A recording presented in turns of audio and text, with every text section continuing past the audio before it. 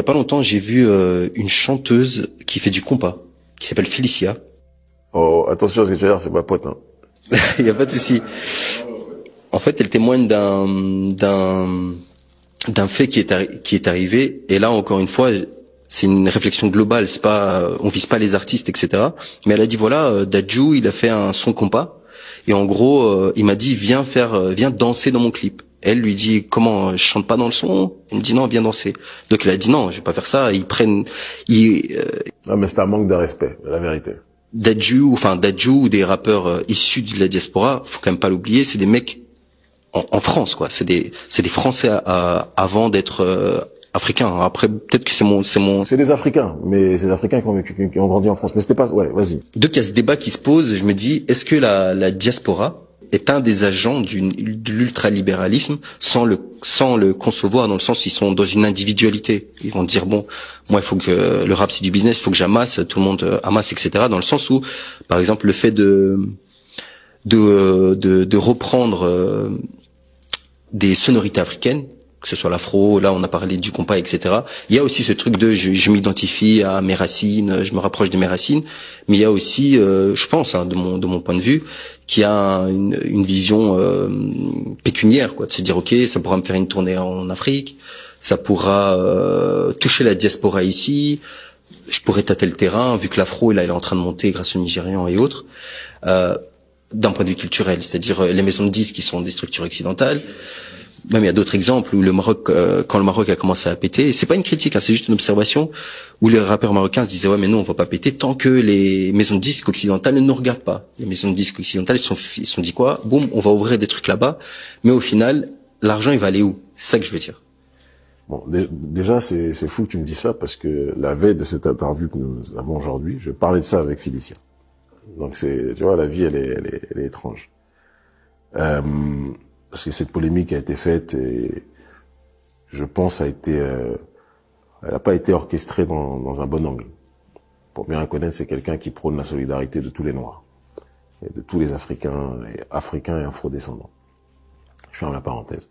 Ce qu'elle exprimait, c'est que notre peuple il est composé de diverses parties composantes. Et chaque peuple, chaque partie de ce peuple avec sa spécificité. Et le compas est une spécificité haïtienne. Et tu peux pas, quand bien même tu t'appelles Dadju dans la musique, tu peux pas te lever, tu utilises le compas, et au lieu de faire un featuring avec une artiste connue dans ce domaine, entre autres, tu lui dis juste viens danser. Et tu te sers de cette musique parce que tu sais que ça va marcher, parce que c'est une musique qui commence à quand même à glow. Tu vois ce que je veux dire? C'est pas bon. C'est des marques de respect. C'est comme si moi je vais faire une conférence sur les Tatars et toi je vais t'inviter pour faire le vigile, pour les venir parler. Tu vas bien le prendre. Tu vas pas bien le prendre. C'est que ça. Maintenant, sur la question plus globale que tu poses. La diaspora africaine a un rôle à la fois vital. Et elle peut être une aide des plus salvatrices pour le continent, comme elle peut être un outil des plus meurtriers pour ce continent. Et j'en veux que cette dichotomie, je l'expose à travers par exemple, le Conseil présidentiel pour l'Afrique créé par Macron, où il réunit plein de gens de la diaspora, dont moi je suis issu, hein, je suis né en France, et il veut que ces gens-là soient des agents d'influence de la politique française. Donc c'est des choses qui existent. Il y a une partie de cette diaspora qui va être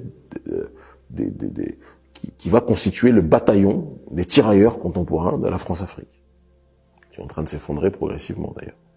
Et de l'autre côté, c'est important, il va y avoir une autre partie de cette diaspora qui va rentrer en Afrique, mais avec la volonté de contribuer, en se fondant dans le collectif, de contribuer à pousser la population africaine à travers les compétences et les connaissances qui peuvent être les nôtres. Mais jamais en pensant que nous sommes supérieurs. Ah, c'est l'Afrique qui est supérieure à nous. Moi, je te dis, l'Afrique m'a guéri, c'est pas moi qui guéris l'Afrique. L'Afrique m'a rendu meilleur. Je serais resté en France, j'aurais fini incarcéré. De toute façon, j'étais déjà dans ça. J'aurais fini incarcéré. Ou j'aurais fini buté. Soit par la police, soit par un de mes frères. Peut-être plus de chances que ce soit un de mes frères. C'est ça la réalité. Je dis pas que ça n'arrivera pas en Afrique, mais la dimension est différente. L'Afrique soigne. Et donc, bien sûr que les nôtres sont très souvent instrumentalisés par le néolibéralisme sociétal et économique pour servir les intérêts. Tu vois, aujourd'hui, moi j'aime profondément, c'est un beau couple, Jay-Z, Beyoncé, etc. Mais ce sont des instruments du capital aujourd'hui. Clairement, ce sont pas ceux qui me disent, ouais, indépendants comme Jay-Z et Beyoncé, à chaque fois je rigole. Ils nourrissent une machine. Ils nourrissent une machine.